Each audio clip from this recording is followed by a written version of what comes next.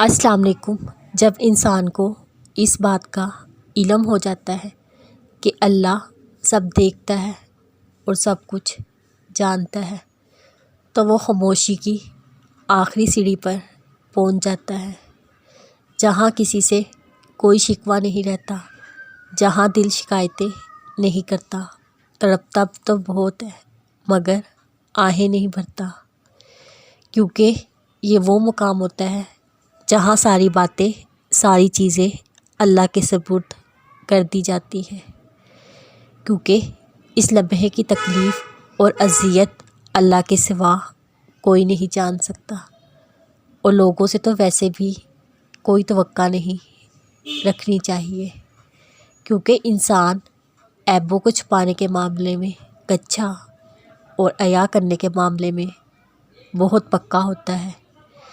یہ بس اللہ ہی ہے جو پردہ رکھتا ہے، شکر ادا کیا کرے انسان خدا نہیں ہے، ورنہ یہ کائنات رہتی اور نہ کوئی انسان۔ اور اگر نہیں ہو تو دعا سے نصیب بدل بھی سکتا ہے۔ حضرت علی رضی اللہ تعالیٰ عنہ نے فرمایا، وہ اسے عطا بھی کر سکتا ہے اور آپ سے لے بھی سکتا ہے۔ اچھے لوگوں کا آنا تمہاری زندگی میں تمہاری قسمت ہے، اور اسے سنبھال کر رکھنا تمہارا ہنر۔ ایسے شخص کو کبھی مت گنوانا جس کے دل میں تمہارے لیے محبت، عزت، فکر اور چاہت ہو۔ دعا دستک کی طرح ہوتی ہے، مسلسل دستک سے دروازہ کھل جاتا ہے۔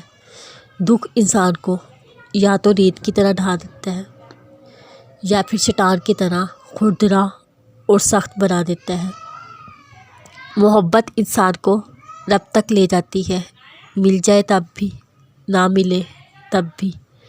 آزمائش اللہ اذیت دینے کے لیے نہیں ڈالتا بلکہ کچھ سکھانے کے لیے ڈالتا ہے۔ جتنی جلدی سیکھ جاؤ گے اتنی جلدی وہ دور ہو جائے گی۔ تہلکہ مچا دیتی ہے فرش آسانی پر محبت جب جوانی میں اللہ کا نام لیتی ہے۔ جب بار بار مانگنے سے بھی وہ چیز آپ کو نہ ملے، جب دعائیں قبول ہوتی نظر نہ آئے تو سمجھ جاؤ اللہ کو بندے کے مانگنے کا انداز پسند آ گیا ہے۔